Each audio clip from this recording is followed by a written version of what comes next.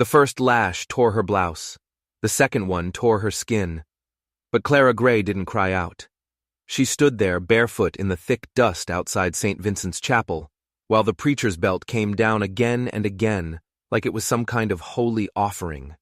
Her arms were tied tight to the hitching post, the rough rope biting into her wrists. Her head was bowed, not because she was ashamed, but because she was hiding the fire that was still burning white-hot in her eyes. A crowd had gathered, and it gathered fast. The same townsfolk who wouldn't even look her in the eye just yesterday were now standing there, watching with hungry eyes, like they were owed this show, like her pain was their entertainment. "Fornication!" the preacher shouted, his voice cracking with a righteous fury that felt practiced. He swung the belt. "Deceit!" He swung it again. Beside the sheriff, who just stood there staring at his own boots, the mayor's wife dabbed at her eyes with a lace handkerchief. But you could see she wasn't crying tears of pity. It was something else, something uglier. Nobody stepped forward, not when the fourth strike landed, not when the fifth left a deep, angry welt across her shoulders, not even when the sixth strike drew blood, thick and dark, enough to drip down her back and stain the chapel's pristine white steps. Clara had always been different. Too sharp for a woman, they'd said. Too proud. She ran her father's old blacksmith forge after he passed, her hands calloused and strong, and she didn't smile and blush when the men called her sweetheart. The town of Redemption never liked a woman who didn't know her place. And then the boy came. A banker's son, with clean hands and a silver tongue, who snuck into her bed whispering promises he never meant to keep.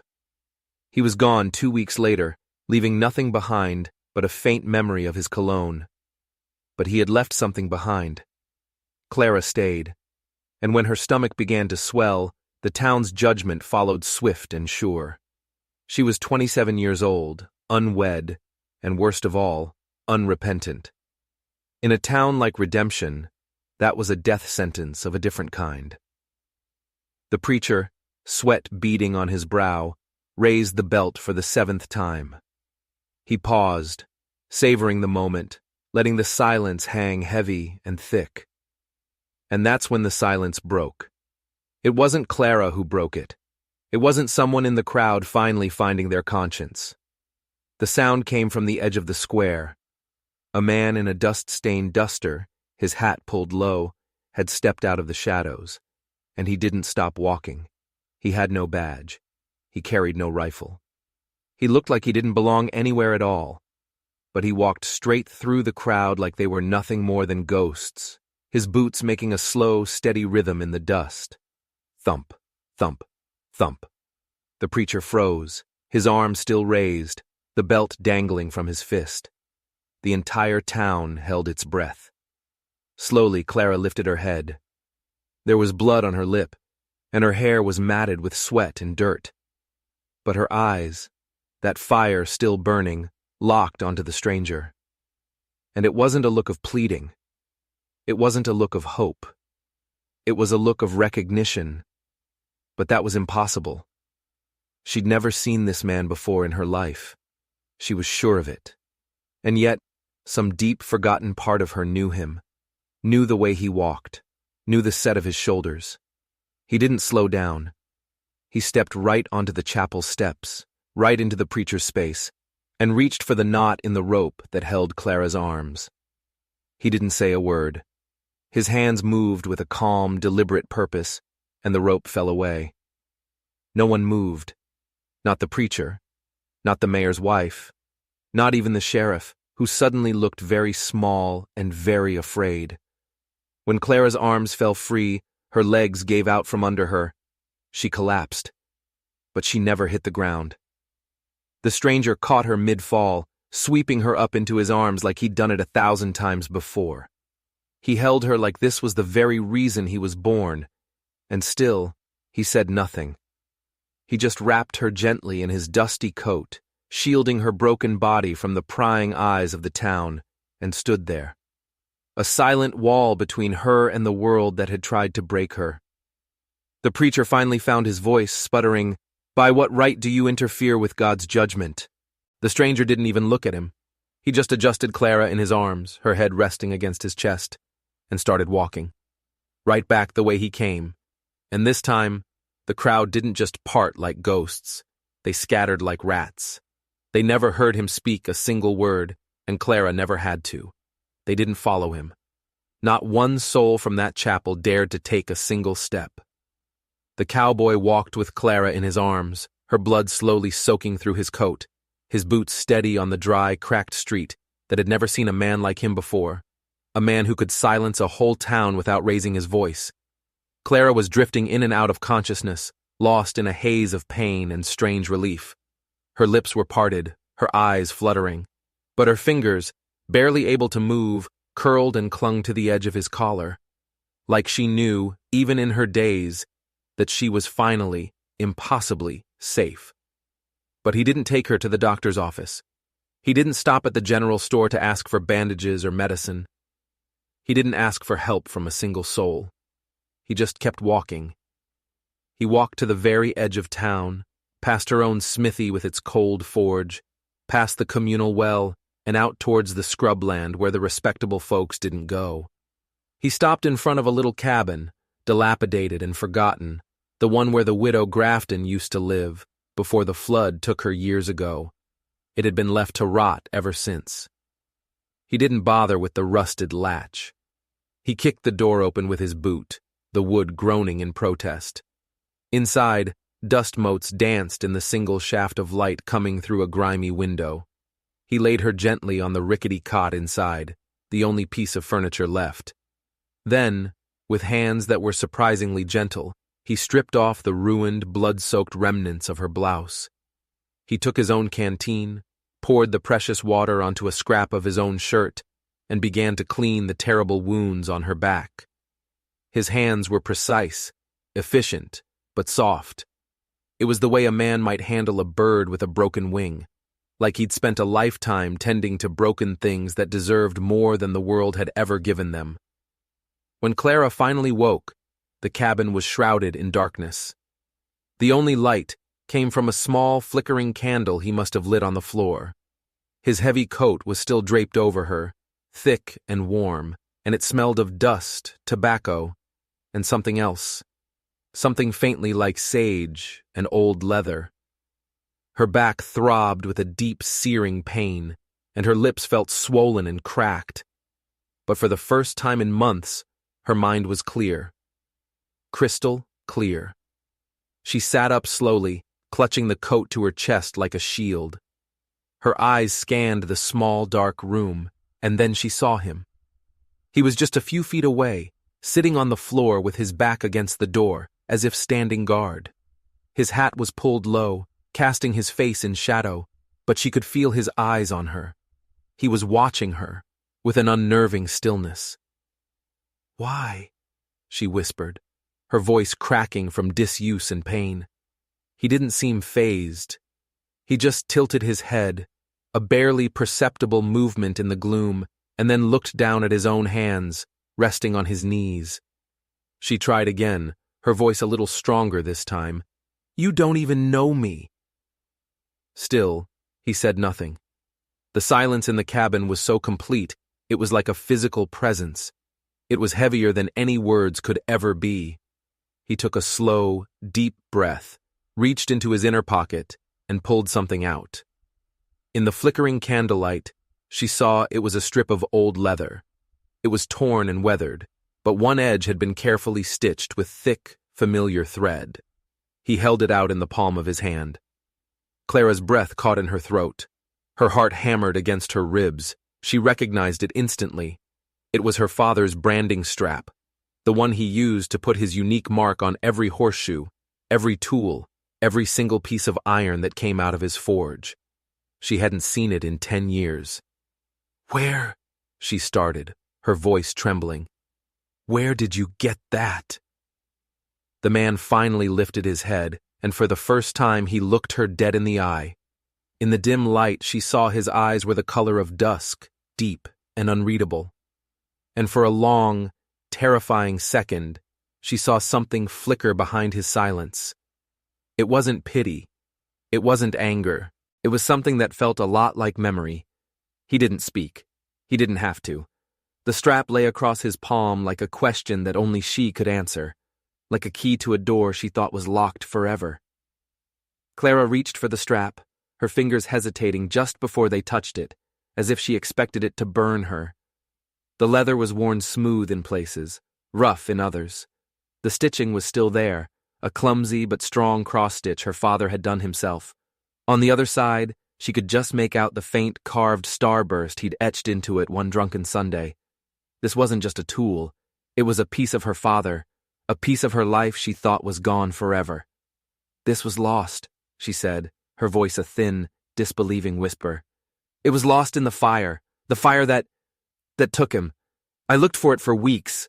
I thought it had burned up with everything else. The cowboy's expression didn't change. Not a flicker. He gently set the strap on the dusty table beside the cot, then leaned back against the door, his silence filling the room once more, heavy with something she couldn't name. Did you know him? She asked, the question hanging in the air. My father. For a moment she thought he wouldn't respond, but then he blinked, just once, a slow, deliberate motion. He reached back into his coat and pulled out a folded scrap of paper.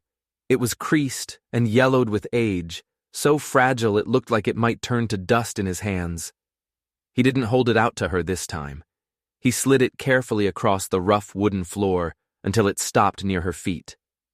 Her hands shook as she picked it up and unfolded it. It was a sketch, done in rough, smeared charcoal, but the image was so vivid, so alive, it stole the breath from her lungs. It was her father. He was laughing, a big, booming laugh she hadn't heard in a decade, and sitting on his shoulders, holding onto his hair with her tiny hands, was a little girl. It was her. She covered her mouth with her hand, a sob catching in her throat as tears sprang to her eyes, hot and fast. She had no memory of this moment, but she knew it was real. She could feel it. "Who are you?" she whispered, the words barely audible. The cowboy didn't speak. He just lifted a single gloved finger and pointed to the bottom corner of the drawing.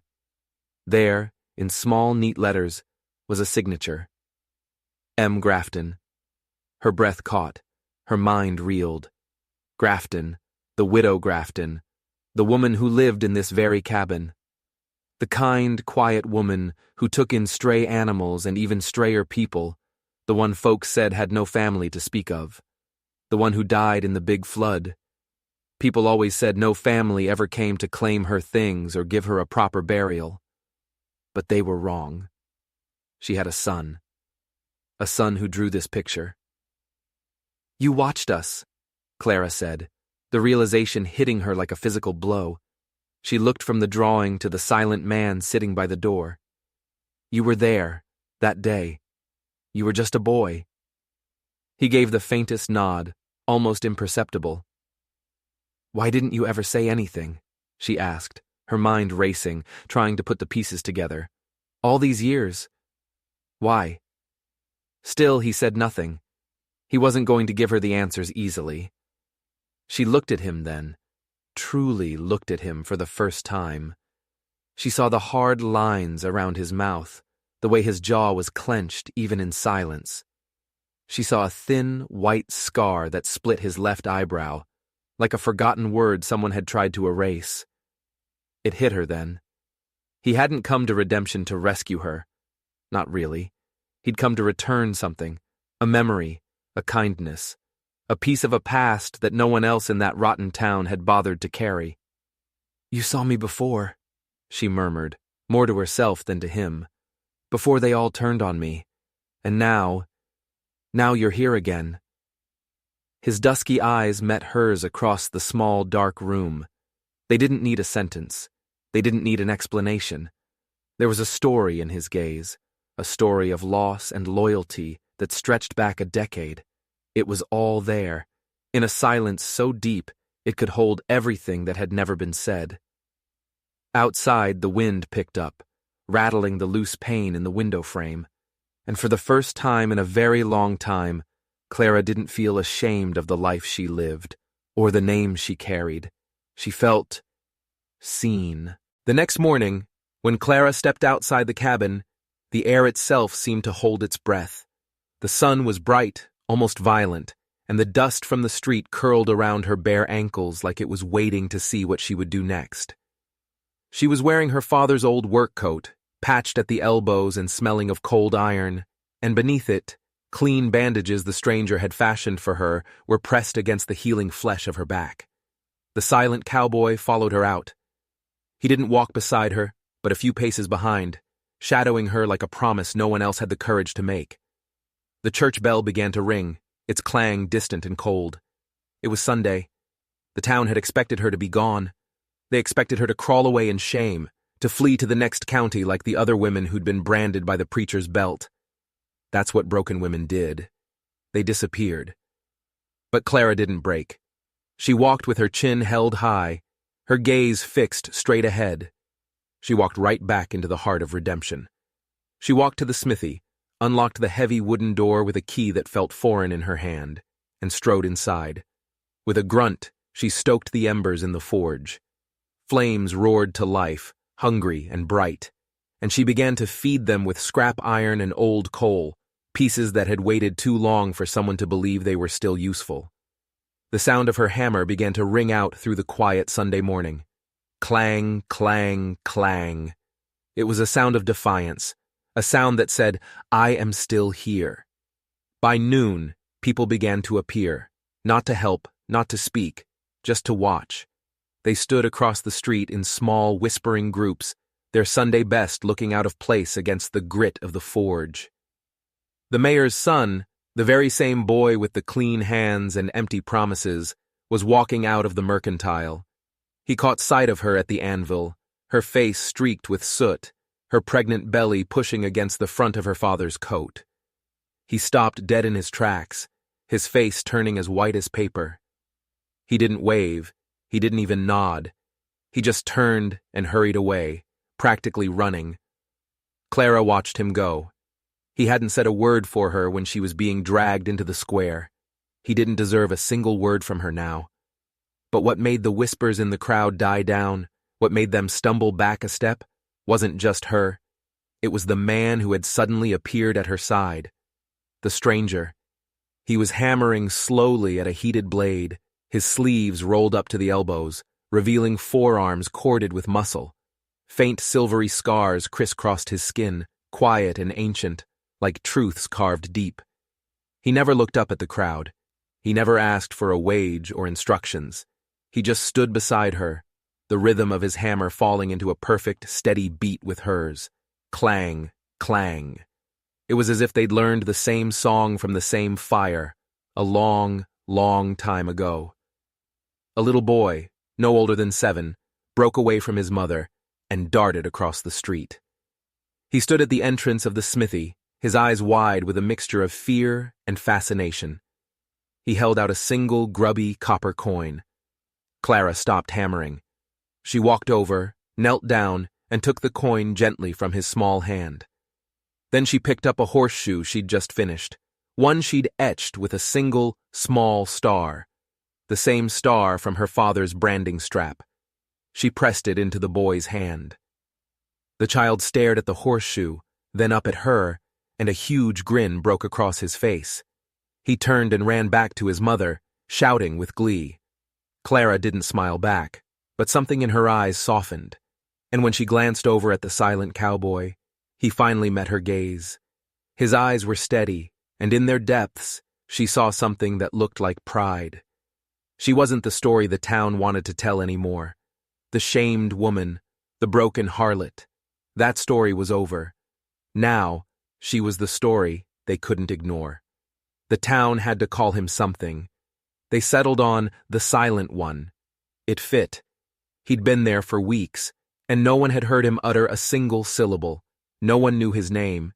No one knew where he came from, not really. But after that first Sunday at the forge, the town of Redemption started to learn just how loud a man could be without ever saying a word. When the piano at the saloon went quiet, one of its keys broken, he fixed it. He didn't ask for payment.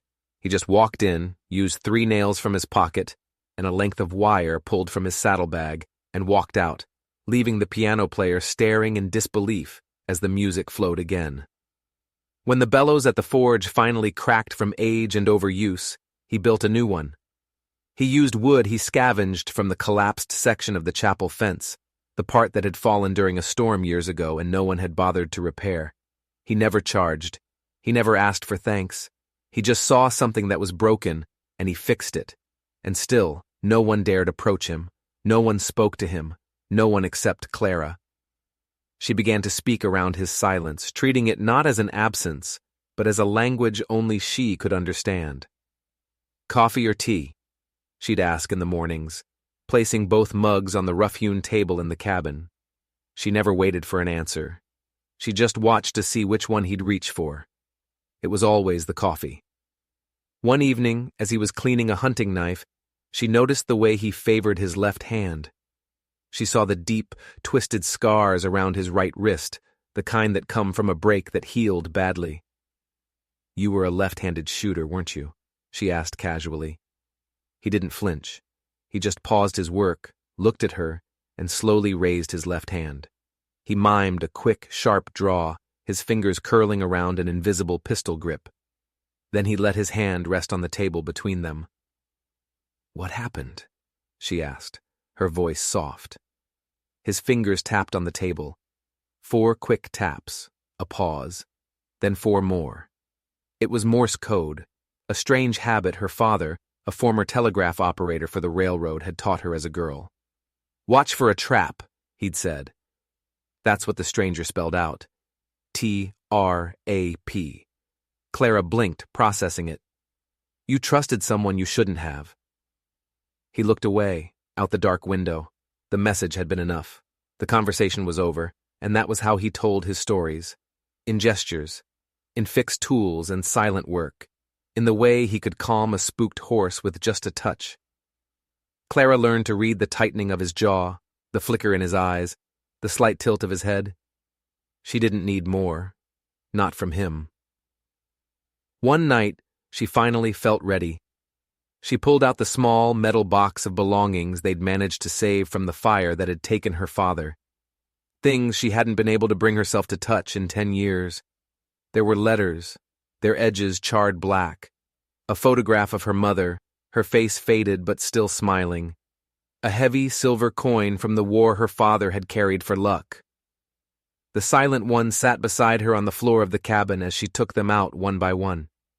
He picked up each piece, handling it with a strange reverence, as if the memories belonged to him too. He reached for the last item in the box. It was a small, silver thimble, blackened by soot. Her mother's thimble. He didn't just look at it. He picked it up and gently closed Clara's own fingers around it. He held her hand for a moment, his rough, calloused skin covering hers. Then he looked at her, his dusk-colored eyes seeming to say all the things his mouth could not. "You are not alone in this grief." Clara didn't cry.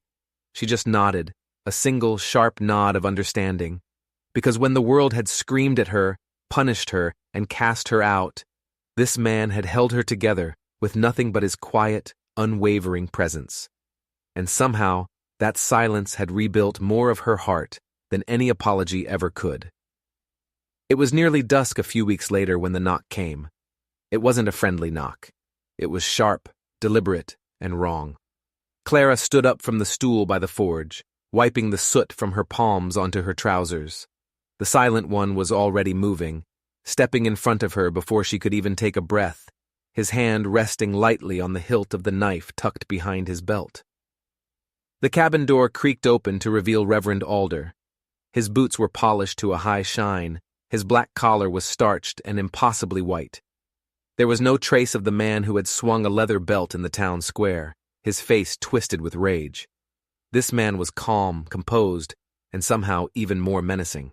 "I've come to speak with Miss Gray," he said, his voice clipped and low, but carrying an authority he clearly expected to be obeyed. The silent one didn't move an inch. He was a stone wall. Clara stepped out from behind him. "To speak," she repeated, her own voice cool and even, "or to ask for forgiveness." A flicker of annoyance crossed the preacher's face. He looked past her, his eyes scanning the dark, sparse corners of the cabin as if looking for evidence of more sin. There are rumors, Miss Gray, whispers. Your defiance has unsettled the good folk of this town. Has it? Clara said, a small, humorless smile touching her lips. I wonder why. The preacher shifted on his feet, uncomfortable. Your immediate return to the forge. This man living with you, and the child you carry. It is an affront to decency. Stop. There.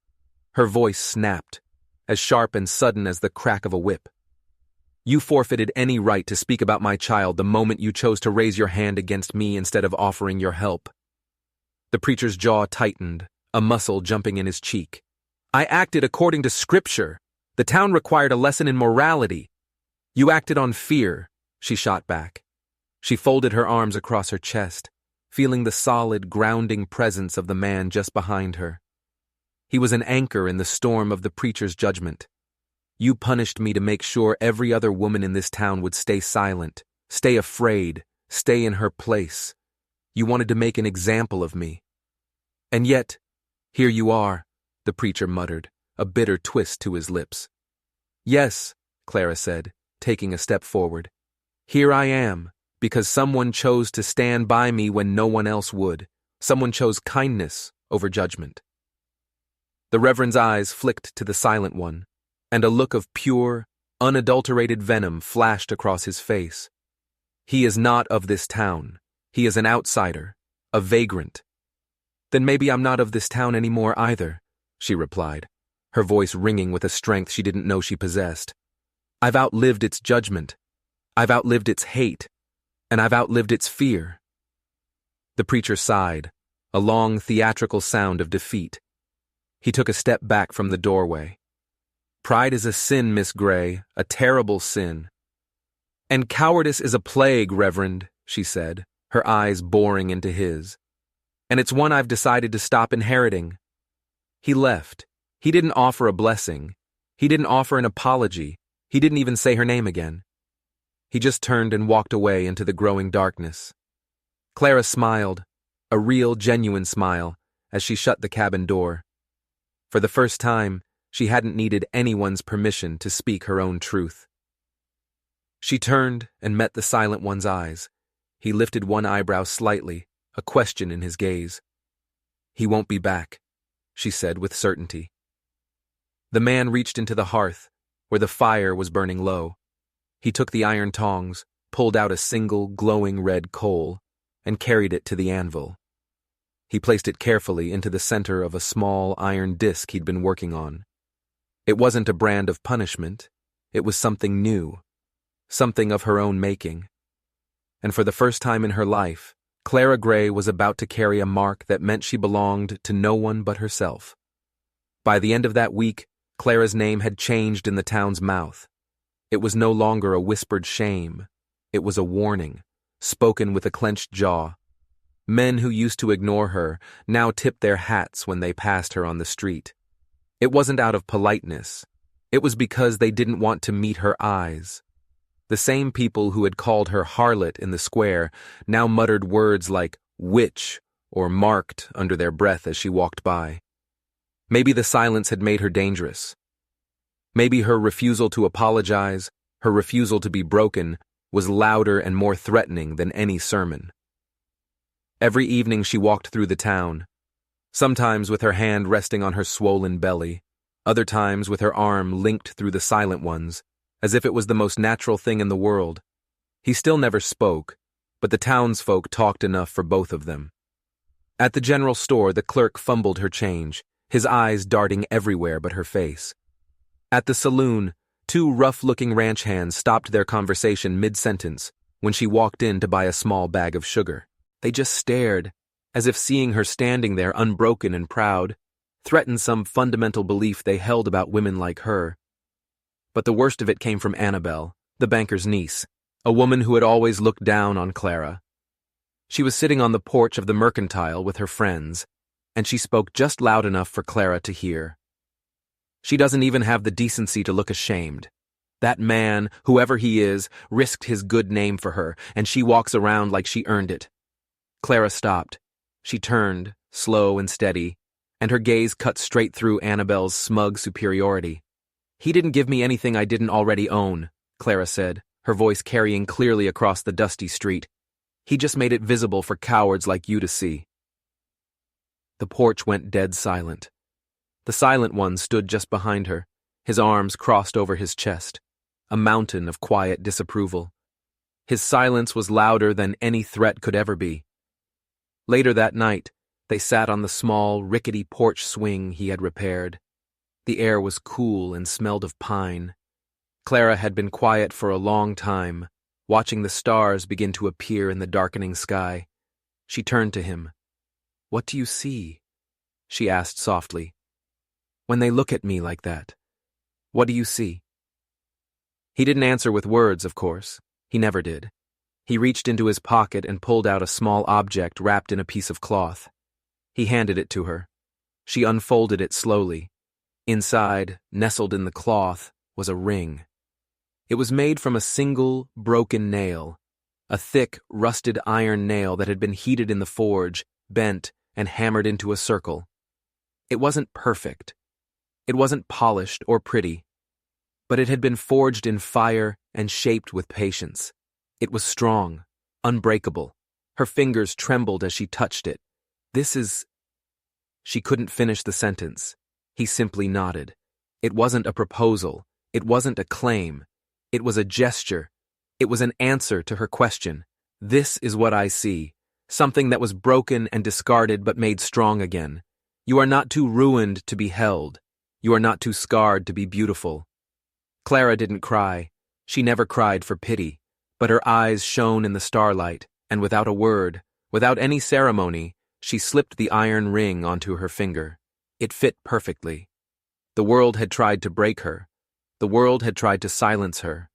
But this man, this quiet, mysterious man, had taught her that silence could be a weapon. It could be a shield.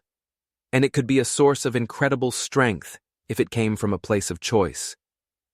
And in that shared silence, surrounded by a world that didn't understand her, Clara had finally begun to find her own voice. But just as a fragile peace began to settle over the cabin, a new storm was gathering on the horizon, a storm that had a name. William, the banker's son. He came back. Not slinking in the shadows this time, but riding in on a fine horse, with his father, the most powerful and feared man in the county, riding beside him. They didn't come to the cabin. They didn't come to the forge. They waited until Clara was at the mercantile, and they cornered her there, in public. "Clara," the banker, Mr. Hemlock, said, his voice smooth as oil but cold as ice. "My son has informed me of his indiscretion, a youthful mistake." William stood behind his father, unable to meet her eyes. Clara just stared at them, the iron ring on her finger feeling heavy and real. "A mistake that I am now left to carry." "Indeed," Mr. Hemlock said, pulling a thick leather pouch from his coat. "And we are here to rectify that. This contains $500, enough for you to go anywhere you like. California, the East, start a new life, a clean slate."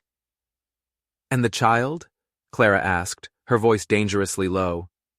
"The child," Mr. Hemlock continued as if discussing livestock, "will be raised by us, as a Hemlock. It will have a name, a future, something you can never give it." The air in the store grew thick. The clerk froze behind the counter. "You want to buy my baby?" Clara whispered, disbelief warring with a rising tide of fury. "I want to avoid a scandal that could tarnish my family's name," he corrected her. "Give us the boy when he is born, Clara. It's the best for everyone. The best for him." He pushed the pouch of money across the counter. "Take it, or things in this town could become difficult for you. Very difficult." Before Clara could even answer, a shadow fell across the doorway. The silent one stood there. He hadn't been with her, but he always seemed to know when she was in trouble. He walked into the store, his boots making no sound on the wooden floor. He didn't look at the banker. He didn't look at William. He looked only at Clara. He saw the tears of rage in her eyes.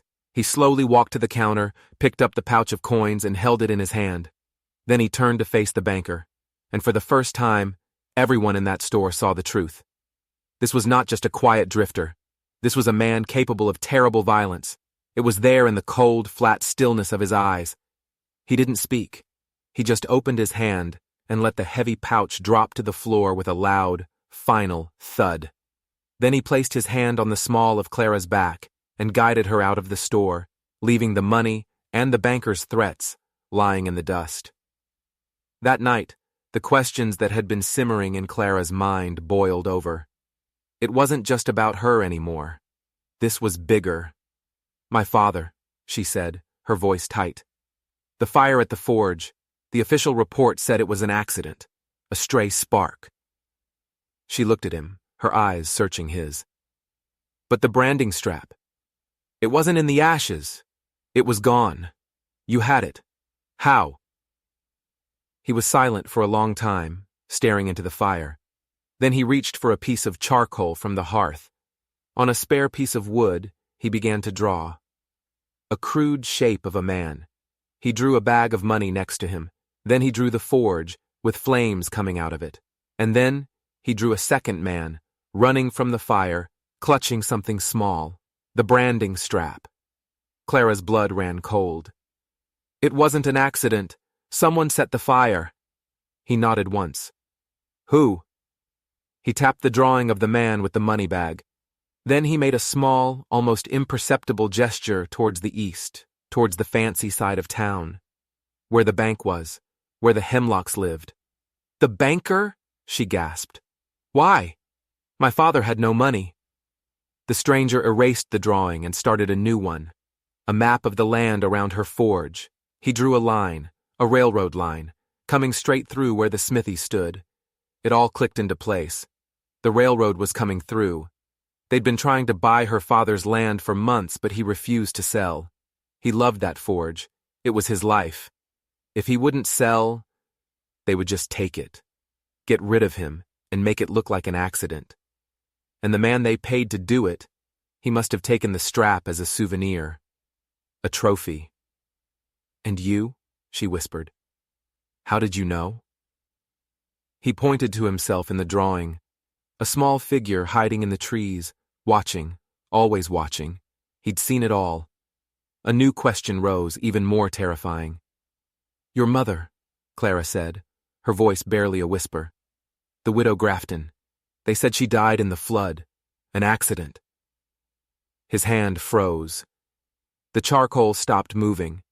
The jovial expression she'd seen in his childhood drawing of her own father was replaced by a deep, dark well of pain in his eyes. He didn't need to draw a picture for this. She saw the answer in the sudden, violent clenching of his jaw. It wasn't an accident either. The storm rolled in that night like it had a purpose.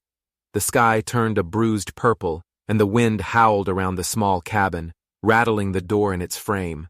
The thunder wasn't just thunder, it sounded like memory, like rage, like the sky itself was coming apart. And that's when Clara's contractions began.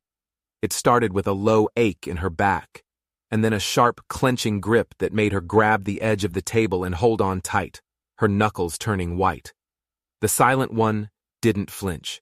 He didn't panic. It was as if he had been waiting for this moment.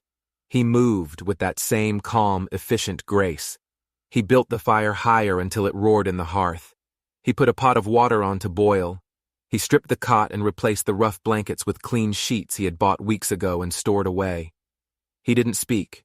He didn't pace. He was a silent, steady presence in the chaos of the storm and the rising tide of her pain. When she looked at him, her eyes wide with a mix of fear and determination, and gasped, "It's time," he just nodded. And he stood beside her, his stillness a rock she could anchor herself to. The wind howled like the ghosts of the town itself were trying to unmake her, trying to claw their way in and reclaim her. But Clara didn't scream. She bore down, sweat soaking her brow, her teeth gritted against the waves of pain.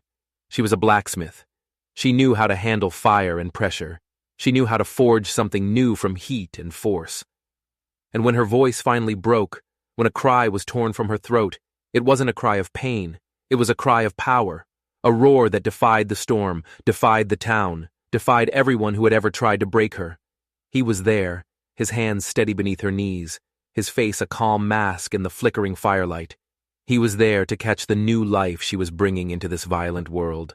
A life she had fought for, a life she had earned, a boy, red-faced, furious, and gloriously, miraculously alive. Clara laughed, a breathless, broken sound of pure joy. She was broken open in every way a woman can be, but she felt more whole than ever before. She pulled the crying child to her chest, his tiny body warm and solid against hers. "He looks like me," she whispered, her voice thick with tears she finally allowed herself to shed. "He has my eyes." The silent one reached forward, his large, calloused hand surprisingly gentle. He brushed the baby's soft cheek with the back of one knuckle, and for the very first time, Clara saw his mouth curve into something that was almost very nearly a smile. "Will you name him?" she asked, her voice soft. He looked at the baby, then back at her, and he shook his head, a single, slow refusal. And she understood. This boy would carry no man's shame, no memory of a father who fled, no stain from a preacher's lash or a banker's greed. He would be named for what he was born from, fire and quiet strength, and the steady, unwavering silence of the man who had chosen to stay when everyone else had run. "Then I'll name him Stonewall," she said, her voice clear and strong, "because he will never be moved." Neither of them slept that night. They took turns holding the baby, rocking him gently. There were no lullabies, just the crackle of the fire, the slowing rhythm of the rain on the roof, and the distant hum of the thunder fading as the dawn approached. Outside, the storm had passed. The streets of Redemption were washed clean. The town would whisper again, of course. They would invent new names for her, new stories to explain the woman who refused to be erased. But Clara wouldn't hear them. Not anymore. She had built something louder. A life. A home. A child who came into this world wrapped not in shame, but in the fierce, protective warmth of a man who never said a word, but who meant everything. The banker, Hemlock, did not take defeat well. Power, once challenged, often lashes out in the dark. 3 weeks after Stonewall was born, Clara returned to the town square. Not to prove a point, not to confront anyone, but because she wanted a lemon drop from the mercantile, and she refused to live like a fugitive in her own skin. She wore her hair unbound, the baby strapped securely to her chest in a sling she had made, and the silent one walked beside her, his gait as slow and sure as ever. People moved out of their way, not with hostility anymore, but with a new kind of hesitation, a sort of fearful respect. They were giving space to a force of nature they could not comprehend. But as they passed the alleyway beside the bank, 2 men stepped out. Hired men, by the looks of them, rough, with mean eyes and crueler hands. "Mr. Hemlock wants to see the child," one of them growled, reaching for the sling. The silent one moved so fast, he was a blur. One moment he was beside her, the next, he was a whirlwind of motion. There was no sound, just the sickening thud of bone hitting bone. One of the men went down with a broken nose, clutching his face. The other one pulled a knife, but the silent one disarmed him with a deft twist of the wrist, sending the blade skittering across the dust. He didn't hit the second man. He just stood over him, his eyes promising a world of pain, and the man scrambled backwards, crab-walking away in terror. The whole encounter was over in less than 5 seconds. It was silent, brutal, and utterly decisive. That night, the message was delivered. A burning torch was thrown onto the roof of the smithy. Clara woke to the smell of smoke and the angry orange glow against the cabin window, her heart seized with terror. Not for the smithy, for her son, for the man who was already on his feet pulling on his boots. He looked at her, and his eyes were no longer calm. They were blazing with a cold fire she had never seen before. He touched Stonewall's sleeping head, a gesture of grim farewell, and then he was gone, melting into the night. Clara didn't know what to do. Her whole body screamed for her to run, to hide, but then she looked at the iron ring on her finger. She looked at her son. She was not the same woman who had been tied to that post. She barred the door, grabbed the old heavy rifle her father had kept above the mantelpiece, and waited. She didn't have to wait long. She heard the footsteps outside. Heavy, clumsy, not him. The door shuddered as a heavy weight slammed against it. "Come on out, witch!" A voice slurred from outside. It was one of the men from the alley. "The banker pays well for a job finished." The door shuddered again. The wood began to splinter. Clara raised the rifle, her hands shaking, but her aim steady. She wouldn't let them have her son. She wouldn't let them destroy the life she had forged from the ashes of her old one. And then, from the darkness outside, came a scream. It was short and guttural, cut off abruptly. Then another, and then silence. A silence that was deeper and more final than the one that usually surrounded her protector. The minutes stretched into an eternity. The glow from the burning smithy painted the world in shades of blood and fire. Finally, the cabin door creaked open. The silent one stood there. His shirt was torn, and there was a long, shallow cut on his cheekbone, but he was otherwise unharmed. He looked past her, at the rifle in her hands, and then at their sleeping son. He stepped inside and quietly barred the door behind him. He walked to the fire, stoked it, and then sat down, his back to the wall, taking up his usual vigil. The smithy was gone, but they were safe. He had made sure of it. The next morning, the town awoke to a horrifying sight. The two hired thugs lay in the middle of the street, hog-tied and beaten, but alive. In front of the bank, painted in what looked disturbingly like tar, was a single large, perfect starburst, the same mark from her father's branding strap. A message. And on the steps of the church, lying there for all to see, was a single waterlogged piece of rotten wood, a piece of a raft. The town went quiet. Not the fearful quiet of before, but a thoughtful, questioning quiet. The sheriff, a man named Miller, who had stood by and done nothing, saw his moment. He walked over to the piece of wood, picked it up, and then strode directly to Reverend Alder's rectory. No one knows what was said, but later that day, the Reverend was seen leaving town on a coach, his belongings packed in a single suitcase. He didn't look back. Then Sheriff Miller, with 2 deputies, walked into the bank. They emerged an hour later with Mr. Hemlock in handcuffs. The charge wasn't for arson. It was for the 10-year-old murder of a blacksmith named Thomas Gray. William, the son, had confessed everything, trading his father's freedom for his own. The town of Redemption had finally begun to live up to its name. That evening, Clara laid the baby down in his cot, which was now adorned with a small, beautifully carved wooden horse. The Silent One had made it, his knife work as skilled as his hammer work. "My first toy was just like this," she said softly, tracing the grain of the wood. "My father made it the night my mother died." The cowboy looked at her, his eyes soft in the firelight. "What you gave me," she said slowly, turning to face him. "It wasn't a rescue. It wasn't just safety." She held up her hand, the iron ring catching the light. "It was a place to return to, a home, when I thought I had nothing left." He rose slowly from his seat by the fire and walked towards her. He didn't stop until he was standing right in front of her. He reached out and took her hand, his thumb brushing over the rough iron of the ring.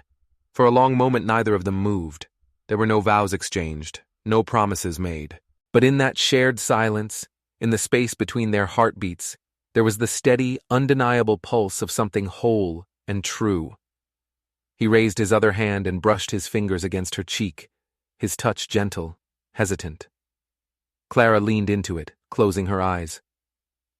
Outside, twilight fell across the valley. The ashes of her old forge grew cold. The town was finally forgetting how to define her by her shame. And in the quiet of the cabin, surrounded by the ghosts of the past and the promise of the future, Clara finally remembered, completely and utterly, who she was. Years passed, flowing like water over stone. They whispered about her in the town, of course. They always would. The stories grew with time, turning her into a legend. Some said she was a witch who could command fire and silence. Others said the cowboy who followed her like a shadow wasn't a real man at all, but a ghost she had conjured from her own grief and rage. But the ones who knew, the ones who had seen the fire in her eyes and the strength in her hands, they knew the truth. She was a woman who had been publicly broken and had risen from her own ashes without anyone's permission. Not because someone fought her battles for her, but because someone had simply stood beside her and refused to look away. The boy, Stonewall, grew tall and strong. He had his mother's sharp, intelligent eyes and his protector's quiet, observant nature.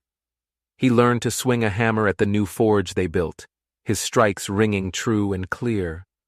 When he was 9, he asked the question that had been on his mind for years. He found the man sitting on the porch, watching the sunset, and sat beside him. "Why does no one ever say your name?" the boy asked. The silent one looked at him, a fondness in his eyes that was as clear as any spoken word. Clara came out onto the porch then, having heard the question.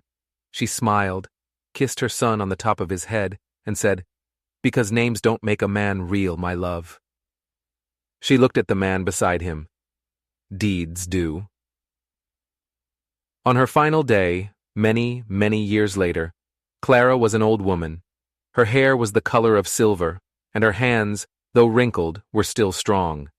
She sealed one last piece of iron in the forge. It was just a simple circle, unbroken, joined at both ends. She hung it above the door of the smithy. Not for sale, not for use, just a symbol. A reminder that even what is scarred can be made whole again. She didn't speak much in those later years. She didn't need to. The world had heard her when she had something to say. It had heard her scream in the town square, and then it had heard the ringing of her hammer as she rebuilt her life. She passed away peacefully, not in a bed, but on the porch swing he had kept repaired all those years. Her grown son, Stonewall, was asleep in a chair nearby, and the sun was dipping behind the chapel she no longer feared. And beside her, as always, sat the man who had never spoken a word. His hand rested on hers, her iron ring now worn thin and smooth with time. His eyes fixed on the horizon, never closed. When they buried her, no priest was called, just the townsfolk, the children and grandchildren of the people who had once watched her suffer. They stood with their hats in their hands, their heads bowed, uncertain of what to say. But her son, Stonewall, spoke. His voice was quiet, but it carried across the silent cemetery. "They tried to brand her with shame," he said, looking at the simple wooden coffin. But he gave her a new mark. He looked at the silent man who stood, as ever, like a mountain. He showed her she was sacred. And with that, he gently took the worn iron ring from his mother's hand and placed it in the palm of the man who had been his father in every way that mattered.